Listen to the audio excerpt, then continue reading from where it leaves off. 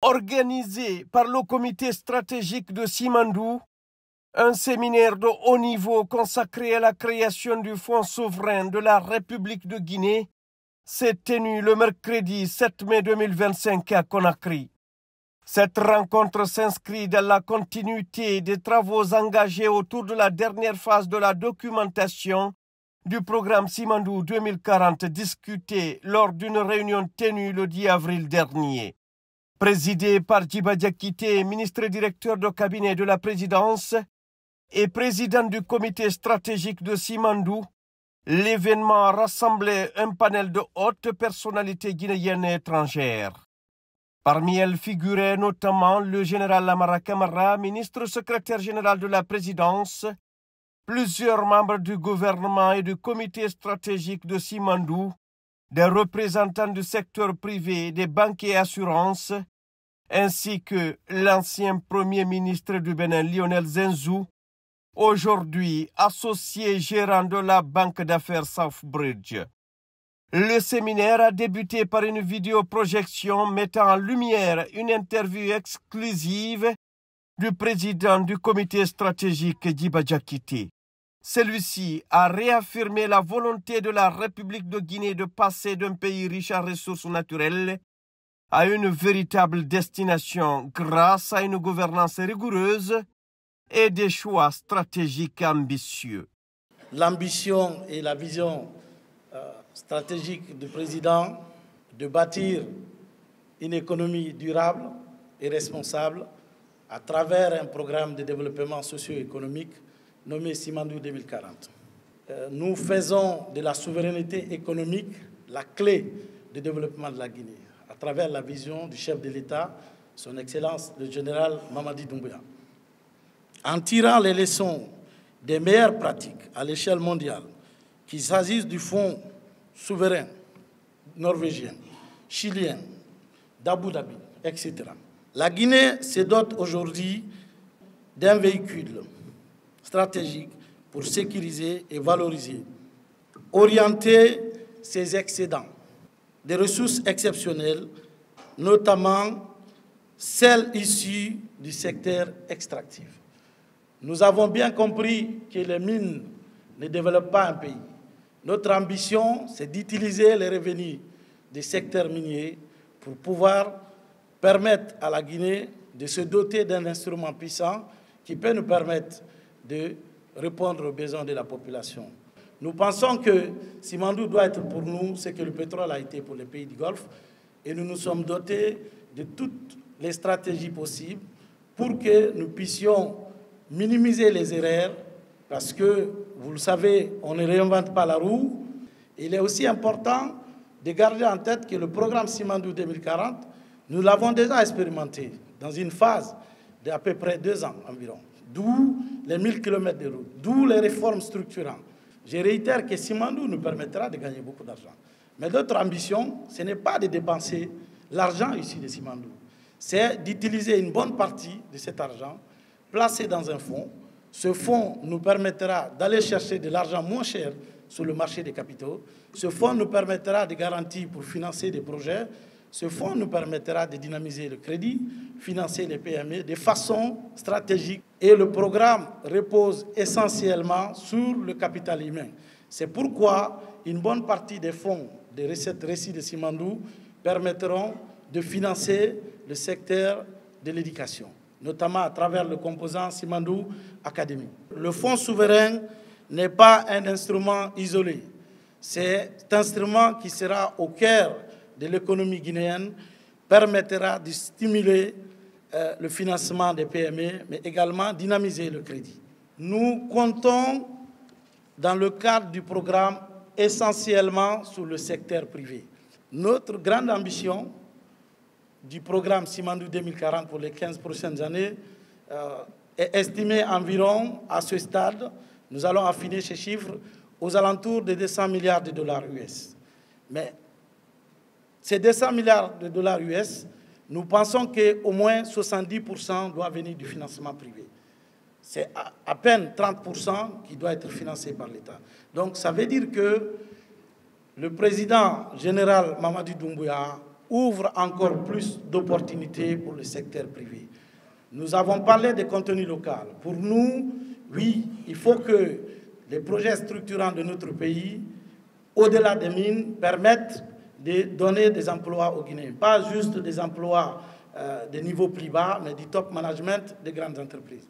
Nous avons aussi dit que le contenu local, pour nous, doit permettre de donner des opportunités d'affaires aux Guinéens, des opportunités de business. Notamment, nous avons en tête de pouvoir accompagner une entreprise guinéenne à capitaux guinéens. Ça veut dire quoi? Des entreprises dont, à la fin, les dividendes tombent dans la poche du Guinéen. Nous avons en tête, pour les 15 prochaines années, de faire de la Guinée une économie de destination, en termes d'archétype, mais également une économie de ressources. Ressources dont on parle, certes, des ressources naturelles que nous avons, mais c'est surtout des ressources intellectuelles. Nous pensons que nous devons former des Guinéens que nous pouvons exporter et beaucoup plus qu'exporter nos minerais.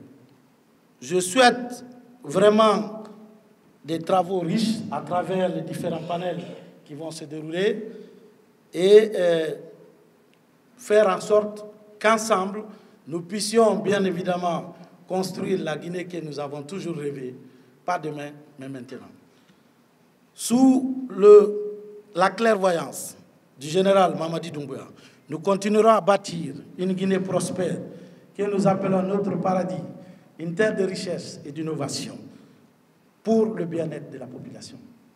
Sont ensuite intervenus Mourana Souma, ministre de l'économie et des finances, et Ismaël Nabé, ministre du Plan et de la coopération internationale, pour détailler les 5 piliers du programme Simandou 2040. Pour eux, la mise en place du fonds souverain s'inscrit dans un contexte économique particulièrement favorable pour la Guinée, dont la croissance soutenue témoigne de la bonne santé macroéconomique du pays. Portée par une gestion rigoureuse et des réformes structurantes, l'économie guinéenne affiche un taux de croissance remarquable, renforçant ainsi la crédibilité et la pertinence des ambitions portées par le programme Simandou 2040.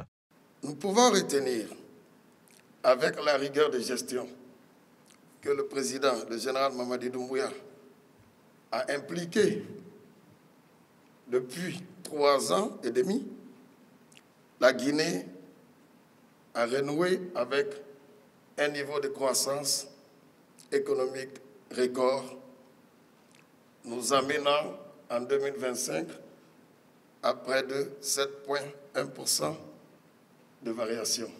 Cela est une preuve tangible d'une santé d'une économie en dynamique qui est en croissance continue. Cette croissance sera portée en 2026 à 2 chiffres, aux alentours de 10%.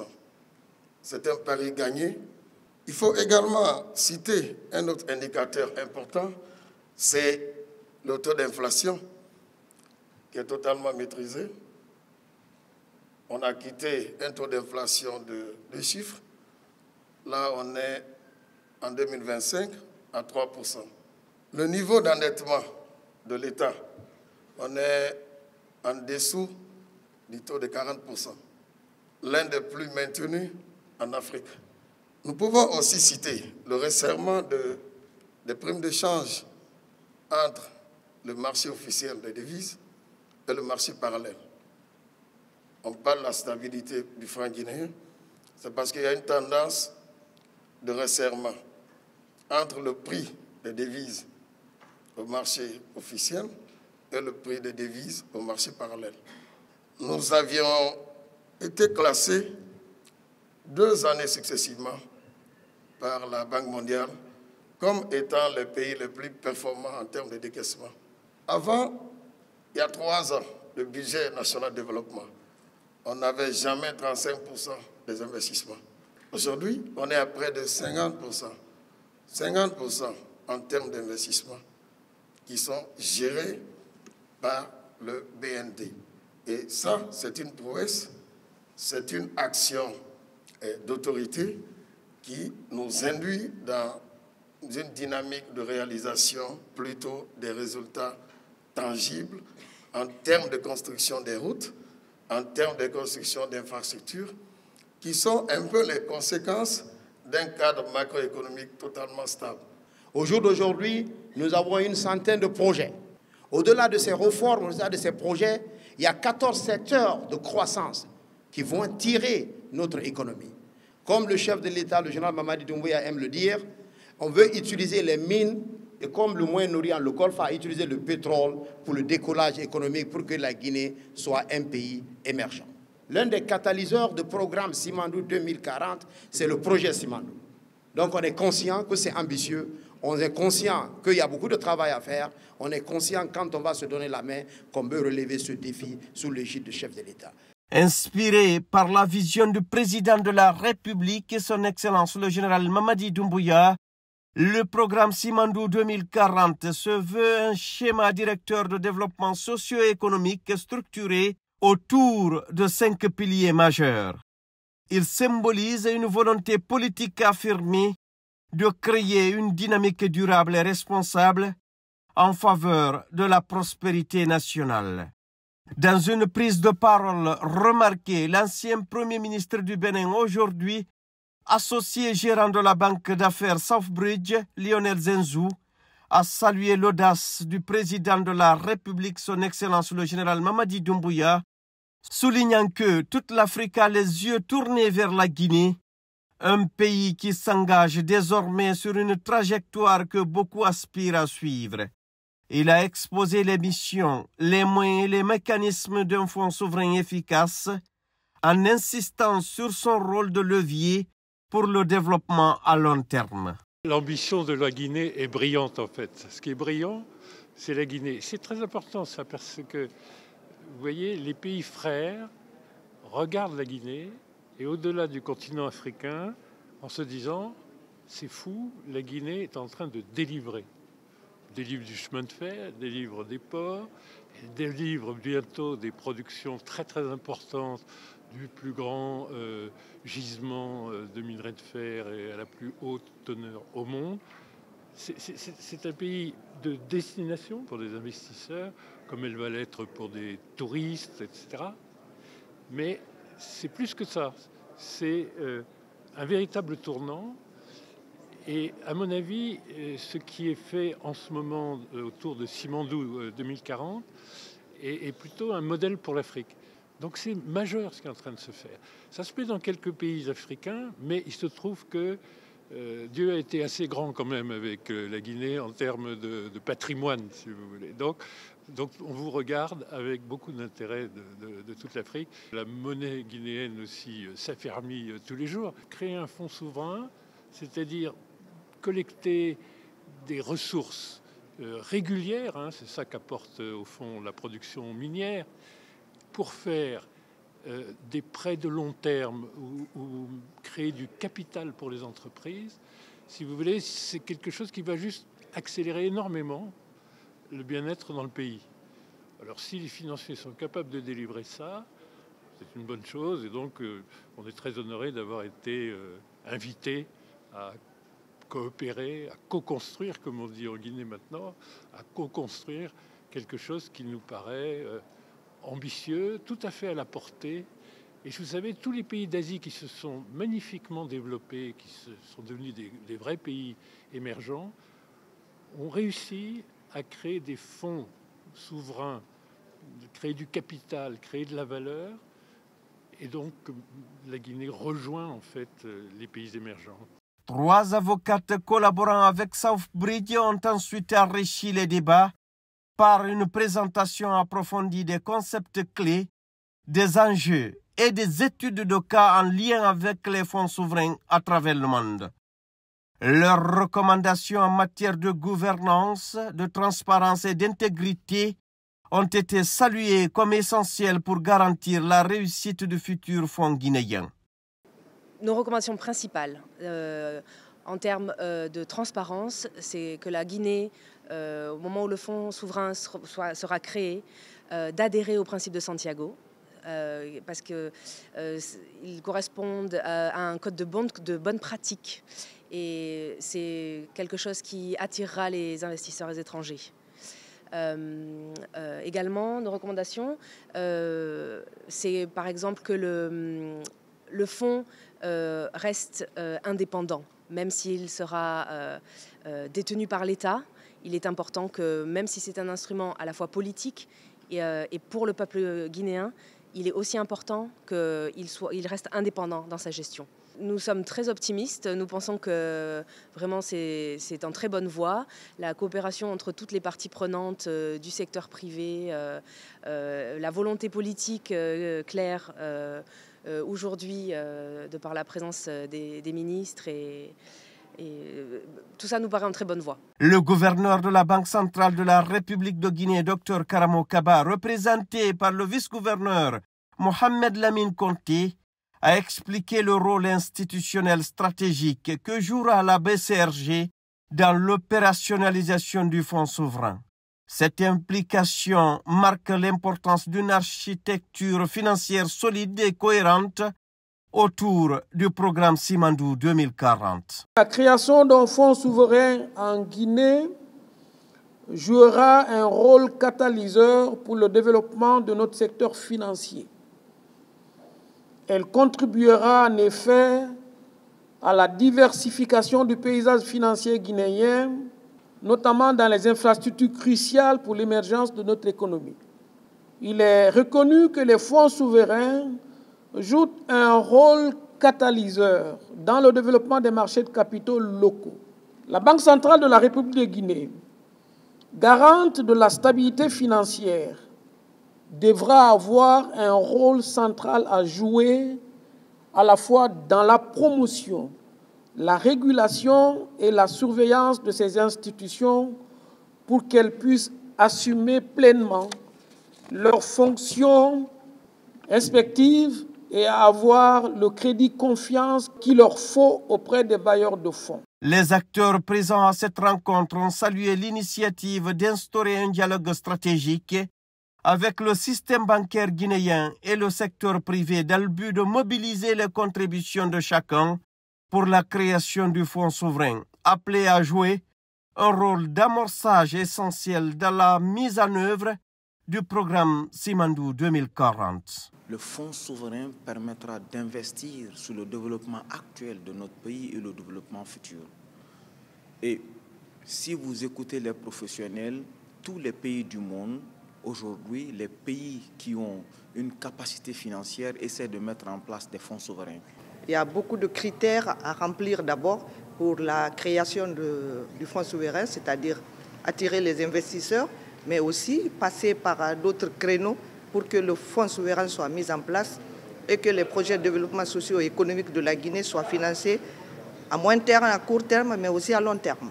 Nous sommes un pays minier. Les mines, comme vous le savez, c'est une substance qui ne dure pas longtemps. Aujourd'hui, nous devons garantir la génération future. Nous sommes dans un élan budgétaire aujourd'hui qui nous permet d'engranger des recettes et de les dépenser chaque année. Et nous n'avons pas de fonds aujourd'hui pour garantir l'avenir. Alors, ces discussions sont très utiles, sont très fructueuses, parce que nous avons des experts qui sont avec nous. Ce fonds aujourd'hui, qui fait partie aujourd'hui du Simandou 2040, avec les 5 piliers, cela va nous permettre de démarrer le développement du pays. Et ceci vraiment est exceptionnel. Tout ça, c'est sous la vision du chef de l'État, le général Mamadi Doumbouya.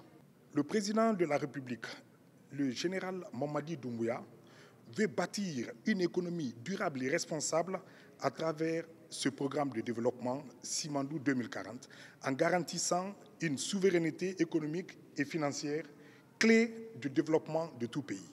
S'agissant du fonds souverain, il s'agit d'orienter les excédents de ressources exceptionnelles, celles issues de l'exploitation des ressources naturelles, dans un fonds pour les générations actuelles, mais aussi et surtout futures. La rencontre, riche en échanges et en contributions de qualité, a été conclue par le ministre Ismaël Nabé, qui a réaffirmé l'engagement de l'État à concrétiser cette initiative dans les meilleurs délais. La création du Fonds souverain de la République de Guinée représente une étape majeure vers la réalisation des ambitions du programme Simandou 2040 et une preuve tangible de la volonté de bâtir un avenir prospère pour la nation.